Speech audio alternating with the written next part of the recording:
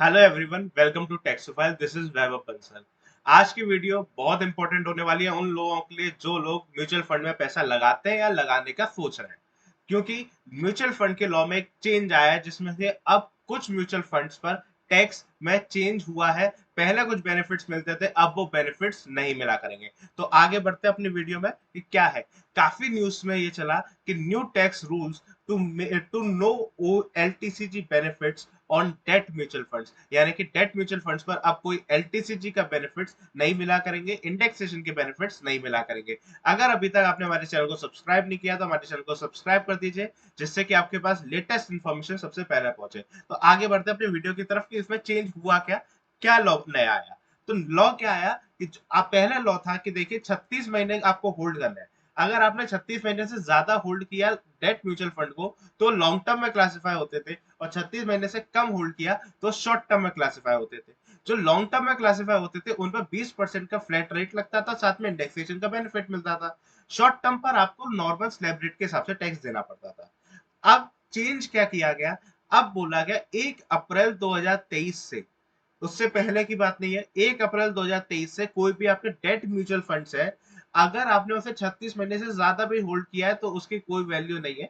यानी कि उस पर भी हम टैक्स अब शॉर्ट टर्म के हिसाब से लेंगे, यानी कि आपको उसका जो गेन आया, जो उसका प्रॉफिट है, वो हम आपकी इनकम में स्लैब में ऐड कर देंगे, और वो स्लैब के हिसाब से अब आपको टैक्स देना पड़ेगा। चाहे आपका स्लैब में 30% की स्लैब बन रही हो, चाहे 25 की बन रही हो, चाहे कोई भी स्लैब बन रही हो, आपको अब उसी के हिसाब से अब रेट देना पड़ेगा, उस पर सरचार्ज भी लगेगा, अब सेस भी लगेगा। तो डेट म्यूचुअल फंड्स कौन से होते हैं? सबसे पहली बात है, डेट म्यूचुअल फंड वो म्यूचुअल फंड्स होते हैं जिसमें कि कोई कंपनी 35% इक्विटी शेयर्स में से ज्यादा इन्वेस्ट ना करे, यानी कि 35% से ज्यादा इक्विटी शेयर्स में इन्वेस्टमेंट नहीं कर रही है, तो वो ऐसे फंड को हम mutual funds, date mutual funds कह देते हैं। ठीक है। अब डीम्ड एसटीसीजी मान लिया गया है, पहले वो एलटीसीजी में भी क्लासिफाई हो जाता था 36 महीने से ज्यादा है तो, पर अब से वो क्लासिफाई नहीं होगा। अब से उसकी सिर्फ एक ही चीज है, वो है एसटीसीजी, और वो एसटीसीजी में ही क्लासिफाई किया जाएगा। टैक्स रेट मैंने बताया आपको कि टैक्स रेट क्या रहेगा, अब आपको उसको अपनी इनकम में ऐड करना पड़ेगा, और इनकम के हिसाब से उस पर टैक्स देना पड़ेगा, सरचार्ज भी देना पड़ेगा, हर चीज देनी पड़ेगी। एप्लीकेबल कब से? एप्लीकेबल है 1 अप्रैल 2023 से, और उसके बाद से जो ये पहले तक इन्वेस्ट कर चुका है, यानी कि 31 मार्च 2023 तक जितने भी डेट म्यूचुअल फंड में इन्वेस्टमेंट कर चुके हैं, उनके लिए कोई चेंज नहीं है, वो आज भी सेम ही है। यानी कि उन पर भी एसटीसीजी भी मिलेगा, एलटीसीजी भी मिलेगा। तो एक बार मैं आपको ब्रीफ में चार्ट दे देता हूँ कि कौन सी चीज पे कितना टैक्स लगेगा, कब टैक्स लगेगा, तो उसको देखते हैं। पहले क्या होता था 31 मार्च 2023 तक, और उसके बाद से क्या होगा। तो इसमें देखते हैं, अगर आपके इक्विटी स्कीम्स में आपने इन्वेस्टमेंट किया हुआ है, यानी कि जिसमें 65% से ज्यादा उसमें इन्वेस्टमेंट्स इक्विटी में की हुई है, तो उसका टाइम फ्रेज होता था 12 महीने तक आपको होल्ड करना है। अगर 12 से ज्यादा करते हो तो लॉन्ग टर्म होता था, 12 से कम करते हो तो शॉर्ट टर्म हो जाता था। उसमें अभी भी कोई चेंज नहीं आया, पहले भी उसका शॉर्ट टर्म में 15% लगता था, लॉन्ग टर्म में 10% लग जाता था विदाउट इंडेक्सेशन के बेनिफिट्स। उसमें आज भी कोई चेंज नहीं है, वो सेम है। अब चेंज आया है इधर डेट म्यूचुअल फंड्स। अगर कोई भी म्यूचुअल फंड से जो डेट सिक्योरिटीज है, डेट स्कीम में अगर आप पैसा लगा रहे हो, उधर चेंज है। उधर देखिए 36 महीने का पीरियड होता था। पहले अगर एसटीसीजी बनता था तो आपको एप्लीकेबल टैक्स रेट देना पड़ता था, और अगर एलटीसीजी होता था तो आपको 20% का बेनिफिट मिल जाता था विद इंडेक्सेशन। ठीक। अब अगर टैक्स रेट होता 1 अप्रैल 2023 के बाद, तो उन्होंने कहा शॉर्ट टर्म है, कोई चेंज नहीं है, एप्लीकेबल टैक्स रेट जो लगता था वही लगाएंगे। लॉन्ग टर्म है तो टैक्स रेट बदला है।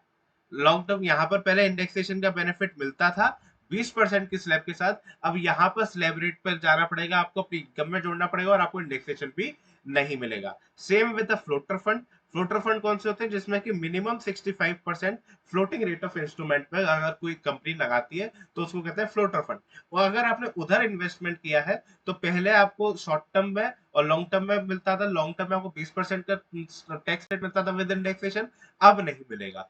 हाइब्रिड, कंजर्वेटिव हाइब्रिड में भी क्या था, पहले आपको लॉन्ग टर्म में मिल जाता था 20% विद इंडेक्सेशन, अब नहीं मिलेगा। और कोई भी ऐसे ही फंड हो जहां पर 35% या फिर उससे कम इक्विटी में लगाते हो तो वो डेट बन जाएंगे, और उन डेट म्यूचुअल फंड्स पे अगर आप कोई भी इन्वेस्टमेंट करते हो और वो होल्ड करते हो till the period more than 36 month, तो वो भी अब लॉन्ग टर्म में क्लासिफाई ना होके शॉर्ट टर्म में ही क्लासिफाई होगा, और उस पर भी अब एप्लीकेबल टैक्स रेट के हिसाब से ही टैक्स लगेगा।